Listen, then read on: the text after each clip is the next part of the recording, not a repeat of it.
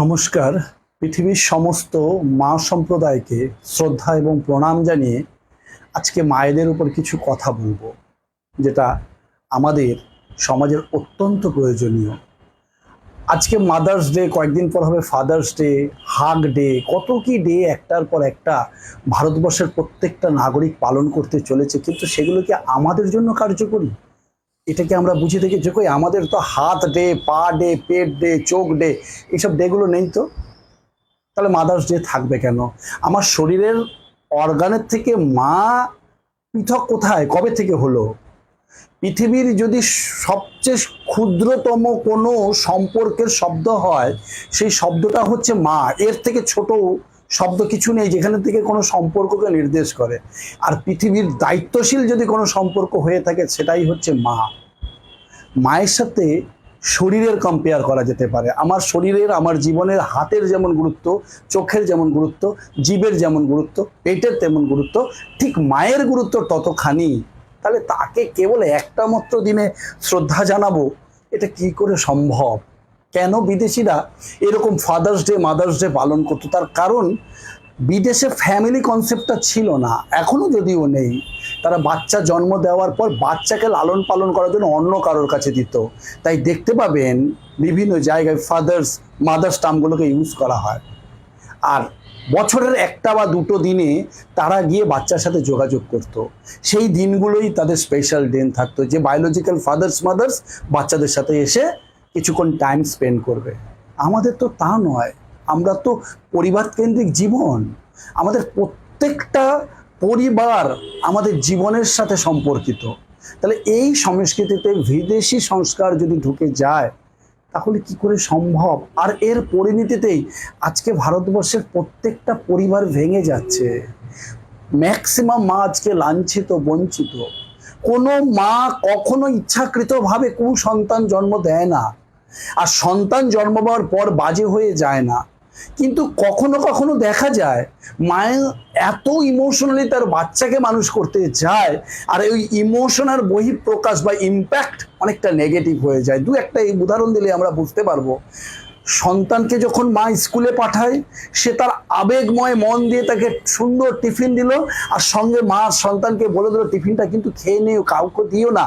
এটা দিয়ে কিন্তু মা কখনো সন্তানকে হিংসা শেখায় না, কিন্তু সন্তান মায়ের ওই কথাটাই পালন করে একা পুরো টিফিন খেয়ে নেয়, এবং তার মধ্যে ওই একা আমি সব কিছু ভোগ করব, এই চেতনার বিকাশ হয়। সে স্বার্থপর হয়ে ওঠে।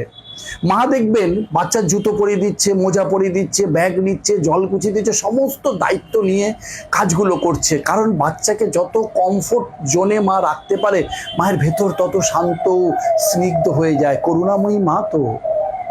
কিন্তু যখনই সন্তানের পুরো কাজ মা করে ফেলে, তখন ওই সন্তানটার দায়িত্ববোধ নষ্ট হয়ে যায়। ওই সন্তান যখন ধীরে ধীরে বড় হয়, তখন কিন্তু সে জানতেই পারে না, বুঝতেই পারে না যে কার দায়িত্ব নিতে হয়, কতখানি নিতে হয়, আর কিভাবে নিতে হয়। সন্তানটা কিন্তু ধীরে ধীরে ধীরে ধীরে নিজের স্বার্থকে চিরতার্থ করার জন্য, নিজের সুখকে চিরতার্থ করার জন্য, নিজের ভোগ বৃত্তিকে বাড়ানোর জন্য অনেক অনেক নিষ্ঠুর স্বার্থপরতার পরিচয় দেয়। এই স্বার্থপরতার ইম্প্যাক্টটা কিন্তু যদি ধরেন, তাহলে কিন্তু সেই মায়ের মিসগাইডের জন্যই হলো। কিন্তু মা তো ইচ্ছাকৃতভাবে এটা করে না। মায়ের ভিতরে অন্য একটা চিন্তা ছিল, আমার সন্তান যত সুখে থাকবে, শান্তিতে থাকবে, আমি তত তৃপ্তিদায়ক। মা তো করুণার প্রতীক। এই যে মা যখন সন্তানকে মানুষ করে, তখন যে ইমোশন দিয়ে মানুষ করে, যতটা তার মধ্যে অ্যাটাচমেন্ট থাকে, সেখানে তো কোনো লজিক থাকে না। তাই প্রত্যেকটা মাকে আমার অন্তর থেকে অনুরোধ, প্রত্যেকটা আপনার সেবা, আপনি যে সন্তানের প্রতি কতটা দায়িত্ববোধ, সেটা তো কাউকে শেখাতে হয় না, কিন্তু সেই দায়িত্বর মাঝখানে একটু একটু করে যুক্তির যাতে প্রকাশ পায়।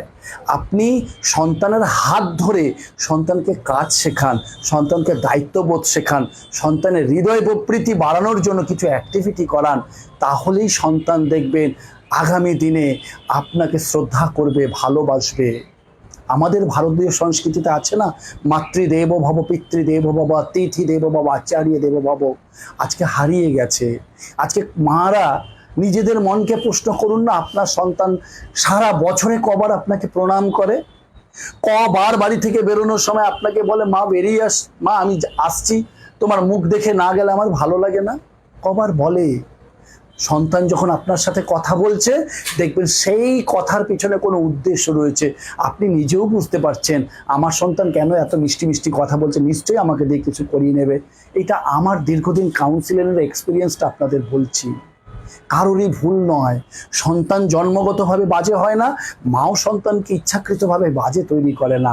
এই ইমোশনাল অ্যাটাচমেন্ট, এই আবেগ যেন দুজনের মাঝখানে একটা বিরাট বড় বিচ্ছেদ তৈরি করে।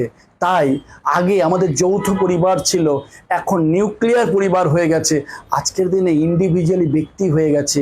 কোনো মানুষই কারো দায়িত্ব নিতে চায় না, কোনো মানুষই কারোর সাথে কথা বলতে চায় না।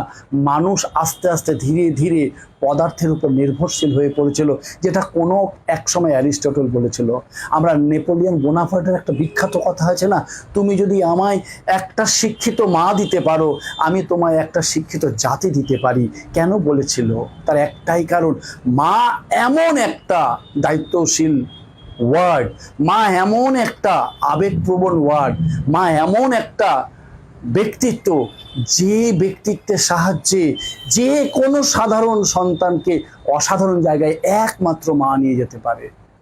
তাই আজকের দিনে যেহেতু সবাই পালন করছে, প্রতিদিন এইরকম শ্রদ্ধা জ্ঞাপন করা উচিত মাতৃত্বকে। আজকের দিনে পৃথিবীর সমস্ত মাকে আমি প্রণাম জানাই।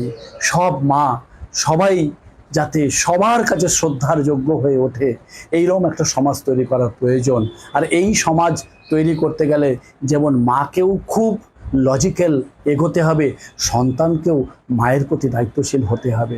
নমস্কার, ভালো থাকবেন।